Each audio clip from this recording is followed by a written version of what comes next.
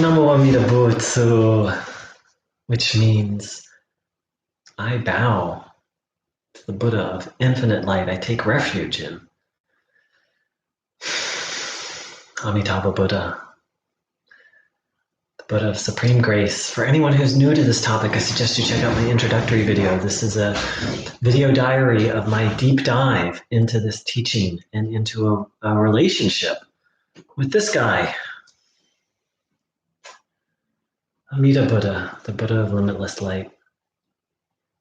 So this is day 8, and once again, it's now, it's just feeling like my life. You know, before I go to sleep, I do some reading and some deep listening, which to me, deep listening means to really, first of all, see if I can say the teaching in my own words. You know, have I even understood it intellectually? And then to really feel in, is this true? And also to listen for doubts and address them or ask other people for help with them. And so that's how I end my day. That's how I start my day. Throughout the day, that's what I'm doing. Went to the gym today, and in between reps, like I'm doing reps and then I'm reading and reflecting, and took it to the beach. And so it's kind of becoming the foundation of my life right now, is this process of really reflecting on the Dharma. And today was really good. A lot of joy today, a lot of expansiveness, a lot of just, I believe, feeling deeply held by Amida Buddha. And Renyo talks about that the joy used to be wrapped up in our sleeves, but now it's so much we can't even contain it, that we just feel like dancing and singing the joy of what Amida's giving us. And not just going to give us, but this gift of Shinjin. And there was a lot of that joy today. A lot of that joy. And I finished reading my 4th time through Paul Roberts' book. And so today, there was just this feeling of keeping it really simple, just relying on Amida's infinite merit,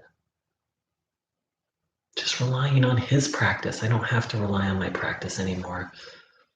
Today was also a day of letting go of a lot of my goals. I've had huge goals, both spiritually, social, and service goals. And I'm letting all of them go. I'm open to them happening, but I'm kind of like, Amida, you have all these goals and do with them what you want. If I, if I just walk this path with you and I just have a normal job, that would be plenty. That would be more than enough. It's my hope to be a Dharma teacher and share this with other people. And it's day 8, so we'll see. And maybe most importantly, that's up to Amida. That's not the whole reason I'm on this path is because I'm not good at making decisions. I'm gonna let Amida's light guide my way instead of me.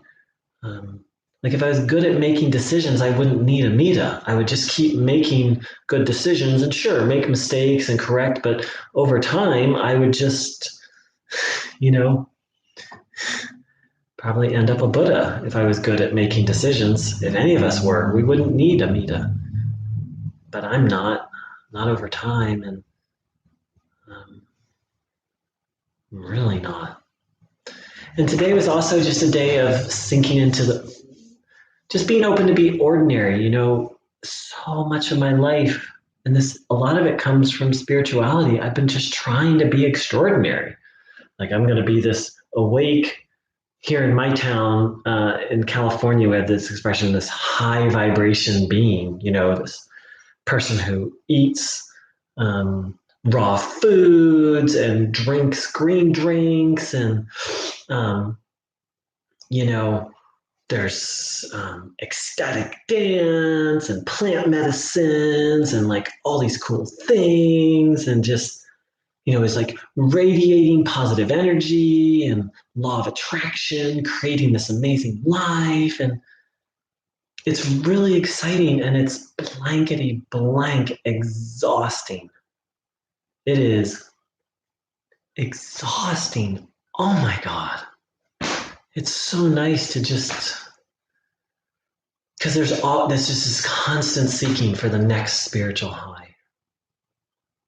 I'm so grateful to surrender into Amita's loving arms and just be held and just be okay being my ordinary self.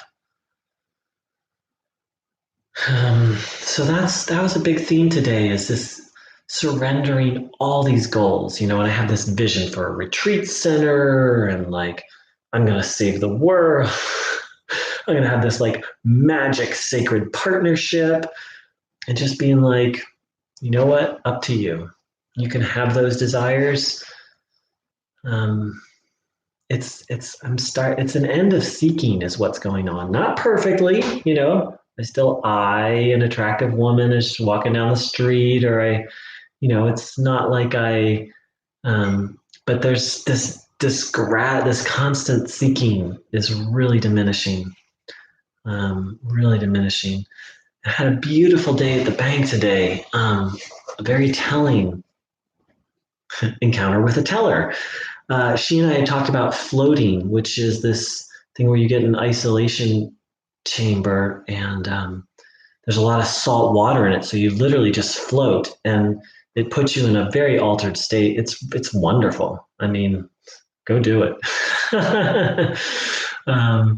And she and I had talked about, she wanted to float and I was like, yeah, I want to do it again. And we talked again today. And she was talking about how in her old town she used to do hot yoga every day, which is yoga in a very heated room where you sweat a lot. And I was like, yeah, I want to float every day. And then I caught myself of like, oh my God, that's the old self. That's what got me in trouble, is this constant seeking of like amazing experiences. There's nothing wrong with amazing experiences. And since I've been on, this is day 8, and I've had some amazing experiences over the last couple days, but mostly things are just a lot more mellow. And it's more like have a peak experience every now and then, you know, instead of floating every day.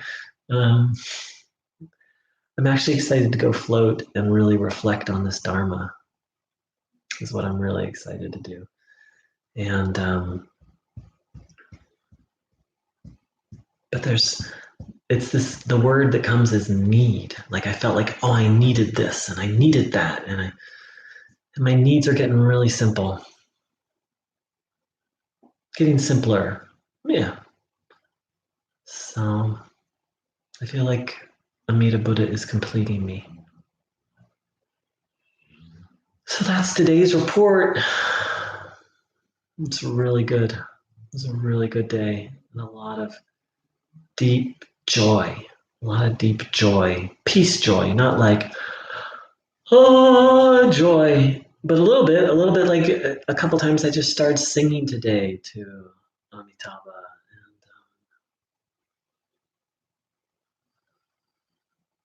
And yeah. So thanks so much for watching. And I wish you all deep recognition of your foolishness, of your ignorance, of your inability to walk the right path. Because it came to me really, someday I'll make a video about what brought me to this path.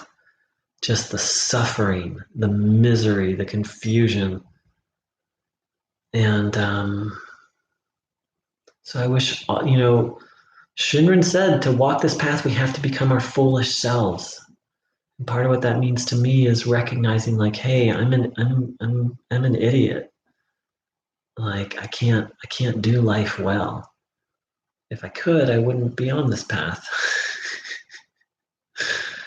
So I wish you much humility, and then much faith, and then faith in our beloved Buddha of other power,